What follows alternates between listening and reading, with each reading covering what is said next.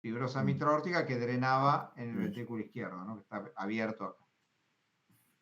Yo les comentaba que se puede hacer una planimetría de la válvula mitral, que es un buen método para ver planimetría de la mitral, de la aórtica, y incluso hasta se puede hacer una planimetría del orificio regurgitante aórtico en algunos escenarios.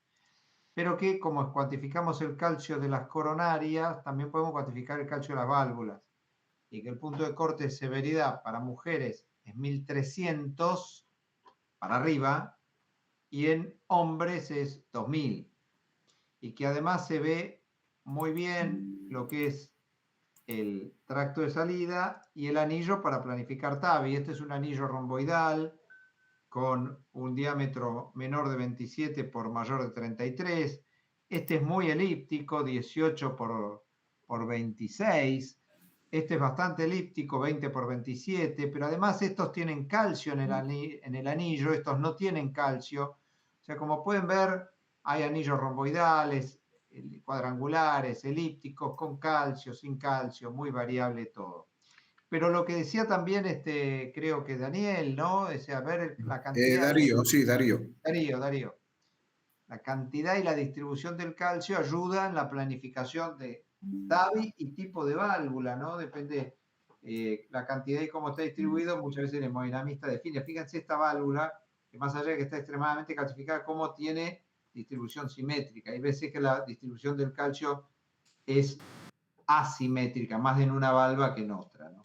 También se puede ver muy bien la altura de las coronarias, que predice el riesgo de oclusión del ostium durante el TAVI. Eso es muy difícil de ver con resonancia o con eco. Se ve muy, muy bien con tomografía.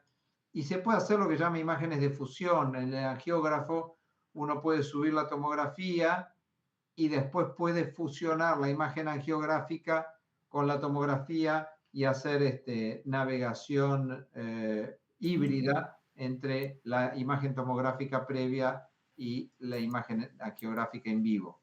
Se puede ver muy bien la aorta y toda la navegabilidad. Fíjense qué lindos accesos, se ve muy bien la tortuosidad, la presencia de placas. Generalmente los pacientes con TAVI tienen calcio en las arterias periféricas y en la aorta, pero esto es un caso bueno para TAVI. Tiene muy poca tortuosidad y prácticamente no tiene ateromatosis severa, pero fíjense qué bien que se ven las arterias, cómo se puede ver las curvaturas y demás. Pero también hay pacientes como estos, ¿no? Que tienen mucha tortuosidad y fundamentalmente mucha placa. Y esto dificulta mucho la navegación de los procedimientos de TAVI, aumentando el riesgo de complicación vascular. O sea que para TAVI, además de ver bien la cantidad de calcio en la válvula, la distribución del calcio, las coronarias, el anillo y demás, se puede ver muy bien todo el sistema vascular por donde uno va a navegar. Lo usamos mucho para ver venas pulmonares para ablación. La ablación de venas pulmonares, hoy se usa mucho la tomografía para hacer también navegación virtual y se hace la reconstrucción anatómica. Fíjense qué bien que se ven las venas pulmonares izquierdas superior e inferior, las derechas superior e inferior, y como ustedes saben hay variantes venosas. Acá, por ejemplo, hay dos venas izquierdas, pero hay tres venas derechas, una superior, una inferior y una media. Así que hay mucha variante y también se ve muy, muy bien la orejuela de la aurícula izquierda, que es tan importante para descartar trombos. Y la tomografía es un excelente método para ver trombos endocavitarios y trombos en la orejuela. Fíjense cómo esta orejuela se la ve muy completa, llena de contraste, músculos pectíneos, sin nada en su interior, y esta orejuela está amputada, ocupada hasta la mitad por una masa que a nivel distal es compatible con un trombo. ¿Cómo vemos los trombos en la orejuela? Bueno, hacemos una fase precoz de contraste y una tardía, y si está relleno siempre de contraste, decimos que eso es normal. Pero si, por ejemplo, en la fase precoz de contraste tengo un defecto de relleno, como pueden ver acá, pero después en la fase tardía le vuelvo a hacer una pasada y desaparece esta imagen, esto es compatible con éstasis o rémora o ecogenicidad espontánea del eco, la rémora es contraste que tarda en entrar porque la orejuela está lenta, pero que después rellena, o sea, acá no hay trombo.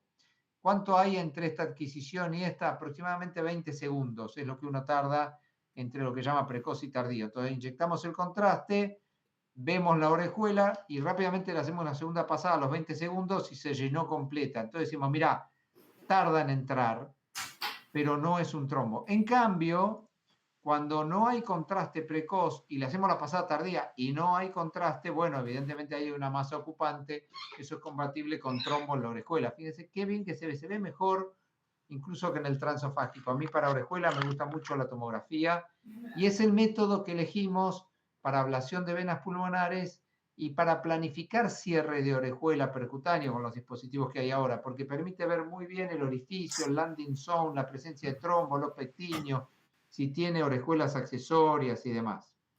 Acá pueden ver muy bien también una vena pulmonar, pero que a diferencia de las que acabamos de ver, desemboca en la aurícula derecha, o sea, un drenaje venoso pulmonar anómalo. Recién les mostraba dos venas pulmonares izquierdas en la aurícula izquierda, la vena pulmonar superior derecha en la aurícula izquierda, como corresponde, pero la vena pulmonar inferior derecha va a la aurícula derecha. O sea, hay un drenaje venoso pulmonar anómalo. Acá se ve que entra en la aurícula derecha.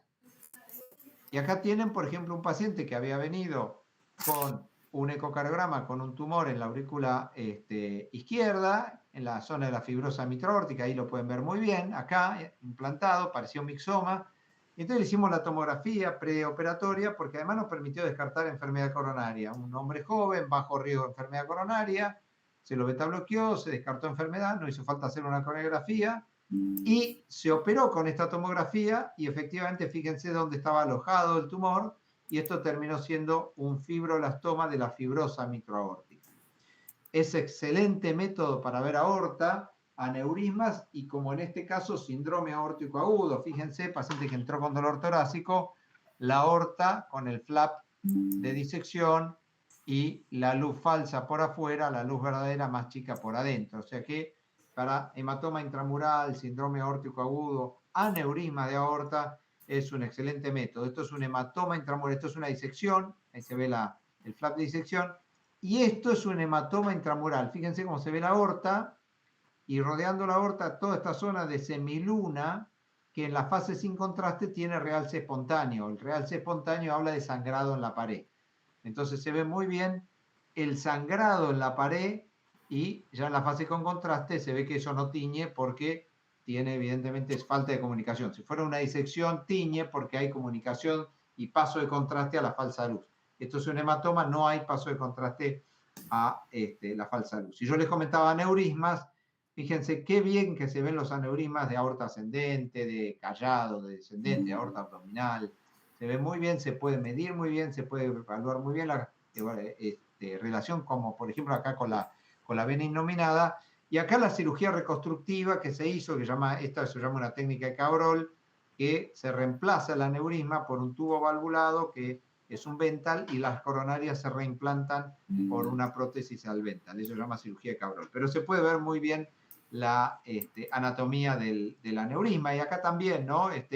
Enfermedad vascular periférica, fíjense la aorta más o menos sana acá arriba, pero acá abajo tiene estas placas blandas y cálcicas acá y el aneurisma en este paciente a este nivel. O sea que es un excelente método la tomografía para ver las coronarias cuando todo está bien, pero también es un muy buen método para ver válvulas, prótesis, aurícula, orejuela, tumores, arterias, navegabilidad, planificación de procedimientos, función, porque podemos ver volumen de fin de diástole, de fin de sístole, volumen sistólico, cómo abre una válvula, cómo cierra. O sea, realmente es un método muy versátil.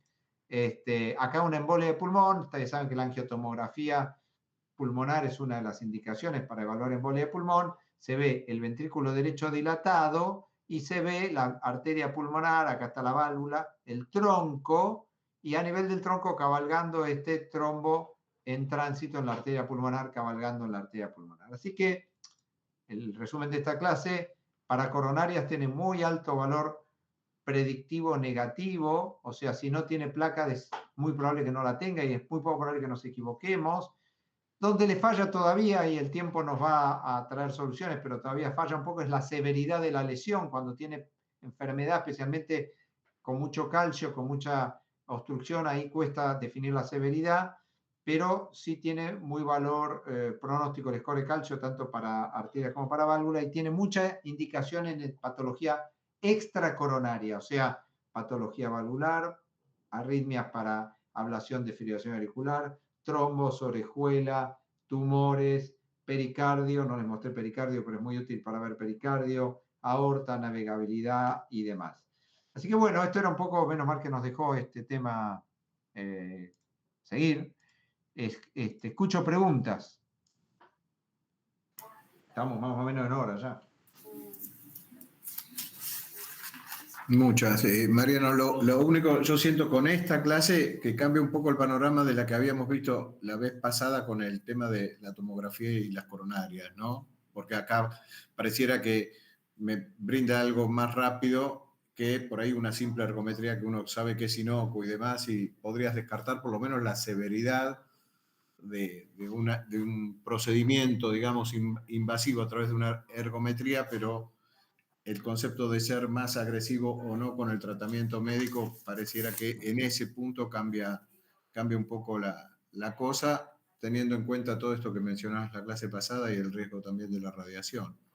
Sí. Pero me parece que es como balancear un poquito, por lo menos la impronta que yo me llevé la vez pasada de tener como mucho más cuidado para indicar la angiotac coronaria, digamos. Yo creo que no hay que tenerle miedo al angiotac, tampoco hay que pedirla indiscriminadamente. Yo recomiendo, por ahora y hasta que mejore la técnica, no pedirla cuando hay certeza de enfermedad coronaria, yo recomiendo. Y no pedirla cuando hay una altísima probabilidad de enfermedad coronaria. No tengo certeza, pero el señor me cuenta que camina y le aprieta el pecho, es un diabético y tiene una cámara gamma con isquemia en cara anterior. Te digo, mirá, Darío, no más probable que tenga enfermedad coronaria. Y sí, yo creo lo mismo. Bueno, ¿qué quieres saber? La anatomía. Y yo le pedí una coronografía. Te van a decir muchos, no. La guía dice que empieces por la tomografía porque, y es verdad, vas a ver las lesiones. Y vas a descartar anatomía de alto riesgo. Y yo te voy a decir, la mitad de las veces podés descartar anatomía de alto riesgo. ¿Qué es anatomía de alto riesgo? Lesión de tronco, 3 vasos de proximal. Y a lo mejor alguien te dice, mira, a lo mejor le encontrás solo una derecha distal y no le hace falta hacerle más nada, tratamiento médico. Yo te digo, sí, Darío, pero por ahí no tenés esa certeza y podés no ver bien el tronco, no ver bien la DA y vos querés tener certeza cuando tenés enfermedad coronaria. Entonces ahí le pedís la coronografía. Pero si vos tenés sospecha pero crees que no tiene, sospecha pero me genera dudas, bueno, es un muy buen método. Pues si te dice que no tiene, no tiene. Y si te dice que tiene y que no es severa la cosa, también es probable que no se equivoque. El problema es cuando dice que es severa y que le cuesta cuantificar la lesión. Entonces yo recomiendo no pedirla cuando hay certeza o alta sospecha.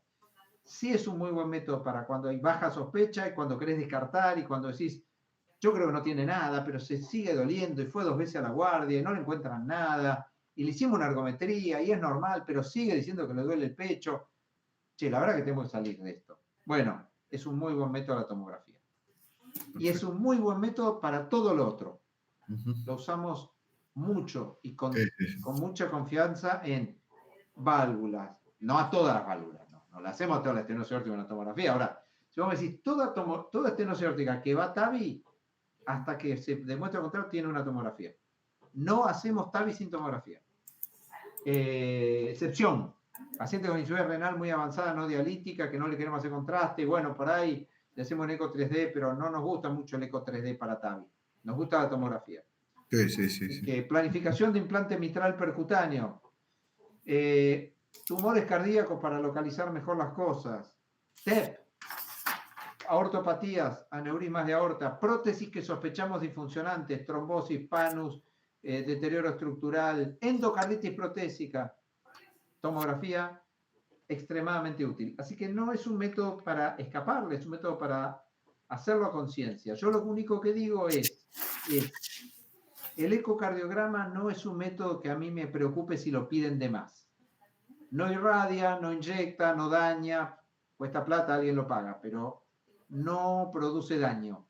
La tomografía indiscriminadamente yo creo que no debe usarse. Por eso siempre digo, ¿para qué la querés? Siempre yo le pregunto, primero porque tengo que saber qué protocolo tengo que aplicar. No es lo mismo que vos me digas, quiero ver la válvula aórtica, que me digas, quiero ver las venas pulmonares. Los protocolos son distintos. Ahora, si vos venís y me decís, mirá, Mariano tiene 14 stent y quiero ver las coronarias, te voy a decir, Darío, no. Yo, en otro lado por ahí te dicen, sí, bárbaro, te lo hago, y bueno, yo no. Pero siempre es importante decir, ¿para qué la querés ver? ¿Qué protocolo vamos a usar? ¿Y qué información vas a obtener? Yo creo que es la tomografía, yo ya no lo digo, no hablo de tomografía coronaria, pues no es coronaria, es cardiovascular. Es un muy buen método. Y nos encontramos cada sorpresa porque vos le pedís la TC para ver un dolor dudoso y te encontrás que el tipo por ahí tiene un infarto viejo. ¿Y cómo? ¿No? Y bueno, era chiquito, en el eco no se vio y lo que te parecía que no era, al final nos ha pasado más de una vez, de pedirle, mira, tuvo un dolor que me parece que no es nada y yo te digo, mira, tiene enfermedad, la DA parece severa y encima tiene un infarto apical. Y me dice que todo eso, y bueno, el eco tenía mala ventana, el infarto chiquito y lo vemos, sí. El otro día, un señor que tenía un infranivel mayor, lo pidieron para descartar enfermedad coronaria, tiene una miocardiopatía hipertrófica. Y vos me decís, pero ¿y el eco? Y es apical. Tiene una miocardiopatía hipertrófica apical, el eco no la vio, y el eco lo hizo gente que sabe, pero la punta a veces no se ve bien. Y el señor tiene coronaria sin lesión, pero tiene una miocardiopatía hipertrófica apical, y el electro era patológico por todo eso. O sea, da información, no es que solamente te dice tiene o no tiene enfermedad coronaria, no, es un muy buen método. Hay que usarlo como todo método a conciencia, y como digo yo, dado que tiene radiación y contraste, pongámosle un poco más de conciencia que al eco. A todo hay que hacerlo a conciencia, un electro también. Pero si pediste un electro de más, no vas a dañar a nadie. Pero si pediste una tomografía innecesaria, bueno, yo no lo comparto, nada más que eso. Excelente, gracias. Bueno, las preguntas no van a ser complejas porque yo no quiero que ustedes, a ver, no me malinterpreten, mañana sepan leer un score de calcio, quiero que lo sepan interpretar, porque ustedes mañana van a pedirlo y les va a llegar el informe. Entonces yo les voy a preguntar, si tiene un tipo que viene con 50 de gradiente pico y 30 de medio, que todos miran la guía y dicen esto no es severo, y 0,5 de área, es re severo, y yo te digo, che, es un hombre y tiene 3200 de score de calcio, sepan que probablemente sea una estenosis severa. Después vemos si es un bajo flujo paradojal, si es real, si está mal medido, si el gradiente está mal alineado, si el ecografista le detuvo, todo lo que, pero 3000 es severa porque más de 2000 en hombres. Y si te digo, es un hombre y tiene 1400, en principio no es severa, pero si es mujer es severa, porque es más de 1200. Esas cosas les tienen que servir a ustedes. Si yo te digo, mira, el señor tiene score de calcio de 0 en las coronarias, ¿descarta enfermedad coronaria? No descarta enfermedad coronaria, porque hay un 5% a 10 de pacientes que tienen 0 y tienen placa blanda. Así que cuidado, el concepto es, tiene bajo riesgo, pero no descarta enfermedad coronaria. Todos esos son conceptos importantes. Y esas son las preguntas que uno le hace, porque es la que el cardiólogo le va a hacer. Digamos, ¿sirve para ver flujo? No, la tomografía no ve flujo, porque no ve movimiento, pero no permite ver el movimiento del contraste. Entonces yo no veo flujo, como sí veo flujo en el eco, en la resonancia y en la coronariografía. Ahí veo flujo. La tomografía no veo flujo. Como no veo flujo ni veo velocidades, no mido gradientes con la tomografía. Entonces ustedes dicen, si yo quiero medir un gradiente, ¿cómo hago? Eco, resonancia o cateterismo. Y si quiero ver flujo, eco, resonancia o cateterismo. ¿Y entonces qué veo con la tomografía? Movimiento, volumen sistólico, veo volumen de fin de diástole, volumen de... No veo el volumen sistólico, lo calculo. Veo volumen de fin de diástole, volumen de fin de sístole. Y la clase de resonancia, la primera, ¿qué veo? Veo volumen de fin de diástole, volumen de fin de sístole, volumen sistólico, pero también puedo medir velocidad, medir flujo, cuantificar el flujo en las válvulas, entonces saber cuánto regurgita de una, cuánto regurgita de la otra, medir edema, que no lo puedo hacer todavía con tomografía, medir fibrosis, que con tomografía es muy limitado, se puede, pero es muy limitado, con resonancia es muy buena para ver fibrosis, y acuérdense que el patrón de fibrosis de la resonancia me define si es un infarto, si es subendocárdico, si parece más una miocarditis, si es subepicárdico, si es una miocardiopatía, si es intramiocárdico, si es su endocárdico difuso, puede ser una amiloidosis, puede ser una artritis reumatoidea. Si no tiene gadolinio es normal, no hay que tener gadolinio. Si tiene gadolinio es patológico. Acuérdense toda esa historia de la resonancia. Bueno. Y por lo tanto, la resonancia también mide gradiente, digamos, ¿no? Sí. Al permitir flujo y movimiento, permite ver. Mide gradientes. Entonces, alguna pregunta que uno puede hacer es, mira, tengo un ecocardiograma con dudas, quiero saber flujo, gradiente y volúmenes. ¿Qué es mejor? ¿Resonancia o tomografía? Y, no, ¿qué es mejor? No, la única que hay es resonancia. Tomografía mide volúmenes, no mide gradientes. Entonces, vamos a ir preguntando cosas de todos los días, porque ustedes van a pedir el estudio, lo van a tener que interpretar. Entonces, piensen en lo que les va a servir a ustedes como cardiólogos. Después, si quieren hacer imágenes, van a tener que saber cómo se mide el volumen, cómo se mide el gradiente, cómo se cuantifica el score. Eso es para el tipo que lo hace. Pero para el tipo que lo pide, lo tiene que saber pedirlo bien, interpretarlo bien. Porque si yo les mando un score y le digo 0, y usted dice, listo, no tiene enfermedad coronaria, me quedo tranquilo. No, 0 no tiene calcio. Puede tener enfermedad coronaria. Si el tipo te cuenta una opresión que le aprieta el pecho, camina y le aprieta y tiene que parar y se le va a hablar a su izquierdo y tiene 0 score de calcio, lo que está diciendo es que no tiene una placa cálcica. Pero 10% de esos pacientes tienen placa blanda y con un cuadro muy típico de angina, hasta el 1% puede tener una lesión severa. Y me decís, ¿pero con 0 score de calcio? Sí, con 0 score de calcio. Placa puramente blanda, lesión severa, yo les mostré algunas, sin calcio. Acuérdense que la tomografía, si bien yo no propongo que la hagan para eso, pero si la hicieron y ven placa, me puede definir si la placa es de bajo riesgo, mucho calcio, habla de placa estable, de placa vieja, de placa curada, y en cambio placa blanda, voluminosa, sin calcio o con un puntito de calcio, que quiere decir que algo se rompió y algo pasó ahí, habla de alto riesgo. Criterio de alto riesgo la placa blanda, voluminosa, remodelado positivo, spotty de calcio, esas cosas. Pero bueno, ¿y qué me va a cambiar? Y me va a cambiar a lo mejor la intensidad del tratamiento. A lo mejor un paciente de 80 años, que casi todos tienen placa, que tiene una placa muy calcificada, chica, estable, digo, mira, es lo esperable a los 80, le doy un poco de estatinas, y a una persona de 35 años que tiene solo una placa voluminosa, blanda, sin calcio, le doy estatina a altas dosis. O digo, che, tiene una placa de alto riesgo, tiene 35 años, toda la vida por delante, y ya tiene una placa de alto riesgo, porque tiene una placa remodelada, blanda, sin calcio.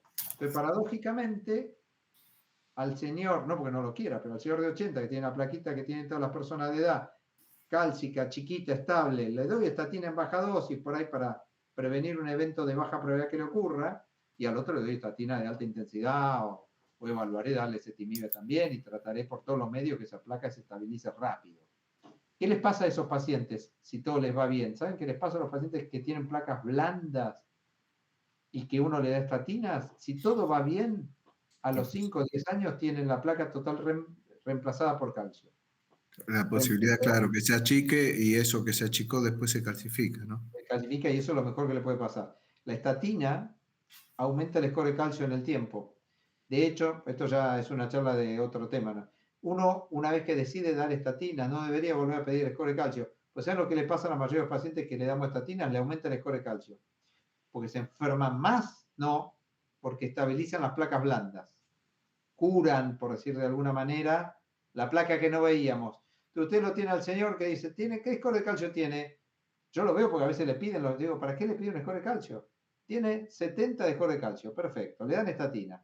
Y a los 3 años le piden un score. Yo digo, ¿para qué le pide el score? ¿Saben qué le da el score? 300. Entonces me llaman, che, está peor. No, le digo, está mejor. Está mejor. ¿Cómo está mejor? Si tenía 70, ahora tiene 300. Porque seguramente estaba lleno de placa blanda y ahora con la estatina lo estás estabilizando y tiene más calcio porque se está estabilizando la placa. Lo otro que aumenta el score de calcio es el ejercicio. No se sabe bien por qué, hay dos hipótesis. Yo les cuento las dos. La benigna es que el señor que hace ejercicio y tiene placa blanda actúa como una estatina el ejercicio y estabiliza y calcifica la placa porque es una actividad favorable que estabiliza la enfermedad coronaria que el señor ya tiene. La hipótesis negativa, ninguna de las dos está probada, es que el ejercicio de alta intensidad genera daño en las arterias y ateromatosis, no en el señor que sale a trotar 1 kilómetro el fin de semana, en esos hipermaratonistas que se hacen fondo de 40 kilómetros y andan en bicicleta y te dicen, este fin de semana hice 300 kilómetros en bicicleta. Bueno, ese tipo de alto rendimiento no es un deporte tan habitual.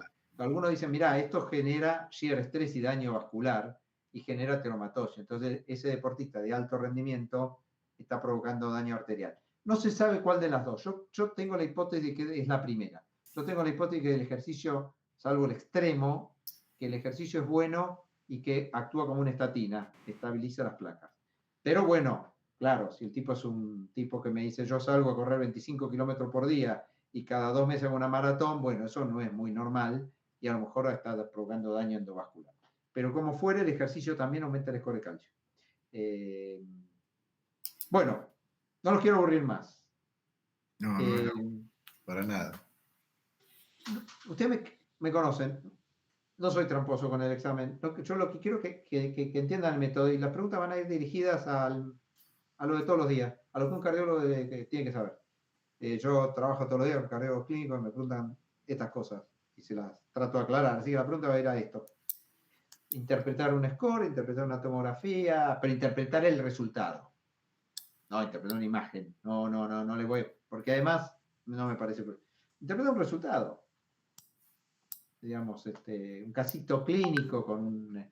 Che, tiene esto. A ver, señor, tuvo dolor de pecho, movilizó un poco la troponina, le hicieron cateterismo normal, entonces le hicimos una resonancia y tiene edema y gadolinio subepicárdico. ¿Qué puede tener?